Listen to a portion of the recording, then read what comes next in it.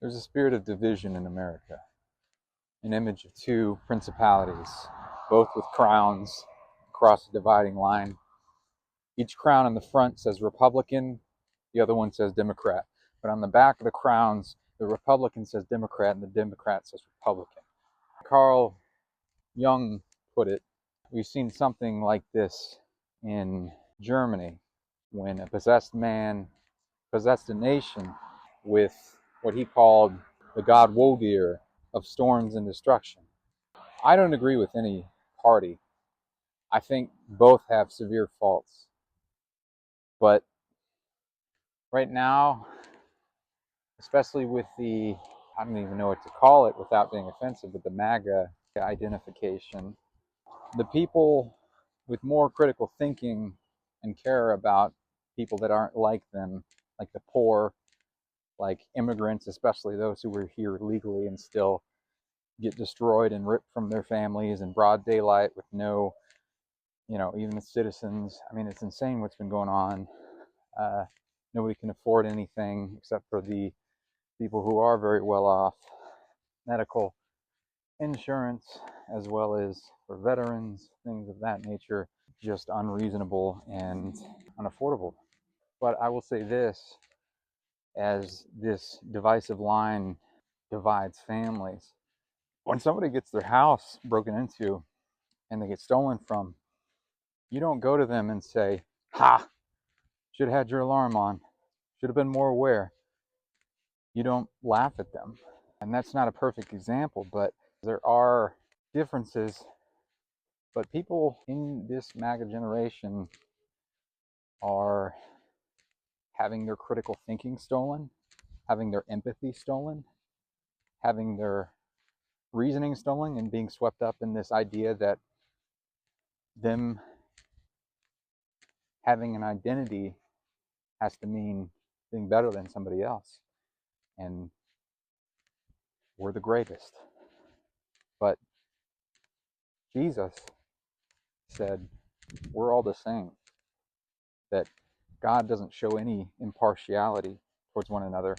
And telling somebody that they're not worth love and respect and care is telling God, this image of you that you created in your unique way, even in this broken world, they deserve less love from you than I do. And they are not worth your love, even though this is your image. And if you can imagine, if you truly know God, that would make him angry. Not in a condemning way to those that believe in him, but that's still his creation, still his children, not grafted into the family if they're not believers, but still. I want to speak hope into the children of fathers and mothers, of careless and emotionally immature parents that are swept up in this destruction.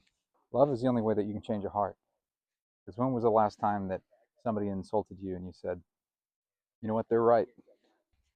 Now, I don't agree with any views on each side. I only agree with what's biblical, and that is to love everyone equally. I refuse to get swept up in a political party in the same way that I would urge any other Christians, especially those who have sway in the church or any standing whatsoever or any audience, that you should not wrap yourself up in politics in any way. Billy Graham, there's lots of people that look up to him. He later on regretted getting entwined with politics because you know who he endorsed was Richard Nixon. And to Nixon's credit, even though the terrible things he did, he said, I don't want to be involved with Billy Graham to pollute him any further than I already have, in a sense. And that was a wake-up call for Billy Graham to say, I shouldn't have put so much stake in one man and of somebody in the government. Now, I'm as angry as the next person. My family has been partially torn apart by politics in this divisive spirit. But I reiterate again, that love is the only thing that can change a person's heart. God is the only one that can truly change a heart and a mind, but love is how you do that. Love is how you're used to that. And it doesn't matter what you did, what you've done, we're just one shade lighter of a dirtied rug to the next person. And our view of sin, our view of judgment and condemnation and betterment of ourselves versus somebody else being worse, it's saying my bloodied rug and my dirty and polluted, filthy rug is barely a shade lighter than theirs, so they do not deserve your love. And you're telling God that. And you're going to have to stand in eternity at the great white throne judgment and tell God, yeah, I didn't believe they deserved love. And he's going to say, the same judgment that you judged by, you will be judged by.